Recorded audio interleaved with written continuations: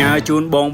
អូនដែលខ្សោយអាគុយមើលវីដេអូនេះហើយធានាថាកាច់តាសោហ្នឹងដេឆេះគ្រប់ពេលមិនតែប៉ុណ្ណោះអត្ថប្រយោជន៍វាមានច្រើនលើសនេះទៅទៀតចាំខ្ញុំសរសេរដាក់នៅក្នុង comment ហើយនឹងនៅខាងលើ caption របៀបធ្វើខ្ញុំមានខ្ទឹមសចំនួន1គីឡូហើយបន្ទាប់មកខ្ញុំចាក់ត្រាំទឹកវាដើម្បីស្រួលបកអញ្ចឹងបន្ទាប់មកខ្ញុំយកវាទៅសម្ដិលដើម្បីឲ្យវាស្ងួតទឹកល្អហើយបន្ទាប់ពីវាស្ងួតហើយខ្ញុំយកមកដាក់ក្នុងកឡកែវហើយកែវនេះគឺត្រូវតែជាកែវស្ងួតល្អដើម្បីកុំឲ្យខ្ទឹមយើងខូចបន្ទាប់មកខ្ញុំចាប់ផ្ដើមចាក់ទឹកឃ្មុំចាក់លៃមើលយ៉ាងម៉េចឲ្យត្រឹមកាយនៃបរិមាណខ្ទឹមរបស់យើងទៅបានហើយព្រោះវានៅស្វិតនៅអញ្ញោមទៀតទៅបន្ទាប់មកយើងវាលិចស្មើទឹកឃ្មុំយើងហ្នឹងហើយពីមួយថ្ងៃទៅមួយថ្ងៃបងប្អូនអាសាអាលាក់វាដើម្បីឲ្យវាចូលជាតិជាមួយនឹងទឹកឃ្មុំសពល្អហើយយើងចង់ឆាប់បានញ៉ាំយើងពុះវាជា2អញ្ចឹងមកតែមួយអាទិត្យទៅគឺបានញ៉ាំហើយបាទនិយាយពីរសជាតិវិញគឺថាស្រួយផ្អែមហើយហឹរតិចឆ្ងាញ់តែឈ្មោះត្រាំទឹកឃ្មុំប្រភេទនេះគឺជំនួយដល់សុខភាពច្រើនមែនទែនពិសេសញ៉ាំបានទាំងបងបរោះនិងស្ត្រីប៉ុណ្ណឹងហើយបើថាអត់មានពេលធ្វើទេអាចតាក់ទងមកខ្ញុំបានមានលក់មួយកែវ